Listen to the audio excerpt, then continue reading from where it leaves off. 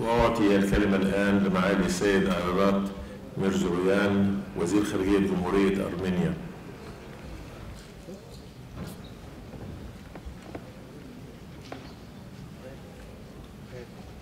Honorable Secretary General, Honorable President, dear Ministers, Excellencies, friends. Let me first express my gratitude to His Excellency Mr. Abdul Ghaid, the Secretary General of Arab League, and to the President of the current session, His Excellency Foreign Minister of Egypt, Mr. Shukri, as well as to all Member States for the opportunity to address today this distinguished audience. I consider it a symbolic gesture of friendship and mutual respect, and of course, shared history.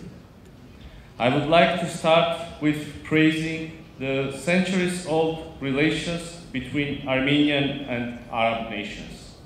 We are connected to each other by strong bonds of historical and cultural ties, which continue serving as a basis for current friendly relations, cooperation, and more people-to-people contacts.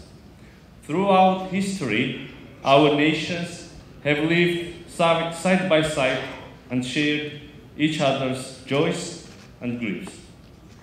During the tragic events of the early 20th century, thousands of Armenians escaping the genocide committed by the Ottoman Empire in 1915 found a safe shelter in the Arab countries. During those challenging times, the Armenians were given the freedom to live and create in the host Arab countries. It will never be forgotten by the Armenians. And I am proud to note that our compatriots contributed greatly to the progress and development of those Arab countries in various spheres. I would like to note that Armenia, being a cradle of ancient civilizations, has been preserving also the Islamic heritage. A vivid example of which are the thousands of manuscripts kept in the Armenian Mesrop Mashtor's Institute of Ancient Manuscripts, Matenadaran.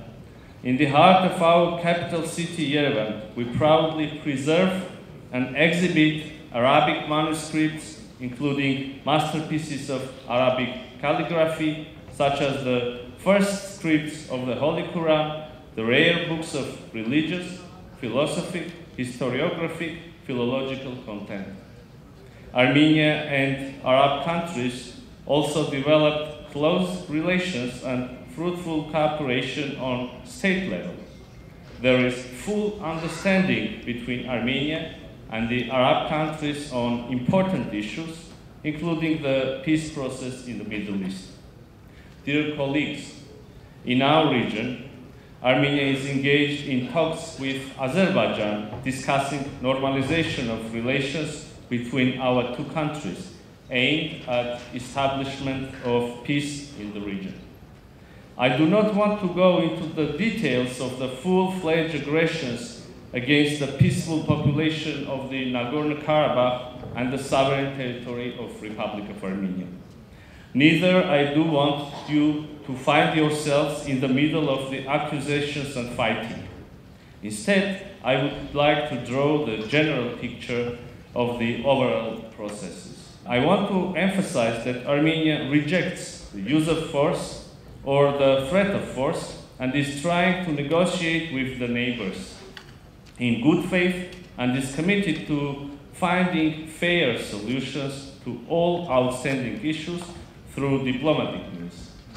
Instead of reciprocating our genuine efforts, Azerbaijan continues its hate speech and xenophobic rhetoric, as well as aggressive and maximalistic actions. In this regard, I would like to touch upon the latest developments. As you know, it has been more than 2 months since Achin Corridor, the only road connecting Nagorno-Karabakh to the outside world, was illegally closed by a group of so-called eco-activists, obviously orchestrated by the Azerbaijani government. Furthermore, Azerbaijan regularly disrupts the electricity and gas supply to Nagorno-Karabakh. As a result, the Armenians of Nagorno-Karabakh are on the verge of a humanitarian catastrophe.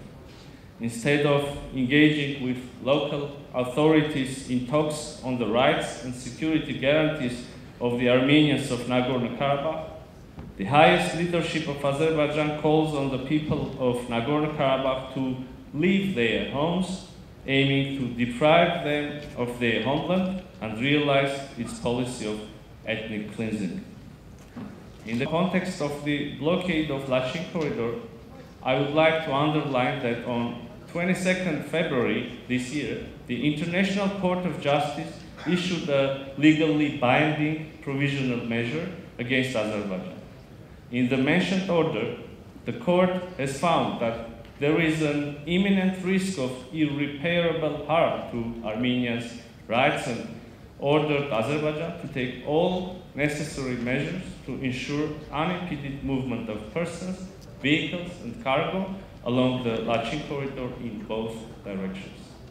Distinguished ministers, unfortunately, our neighboring Azerbaijan continuously manipulates the Armenia-Azerbaijan relations and Nagorno-Karabakh issue on various international platforms, especially those organizations where Armenia is not represented, such as the Organization of Islamic Cooperation and Non-Aligned Movement, trying to give it a religious tone and using the delicate concept of Muslim solidarity.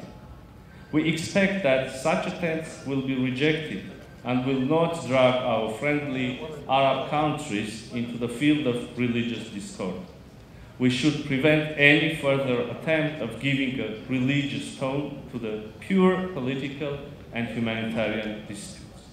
And once again, in this platform of the League of Arab States, I emphasize that Armenia attaches great importance to the relations with the Arab states and reiterate our readiness to broaden the prospects of our cooperation with all of you. I thank you.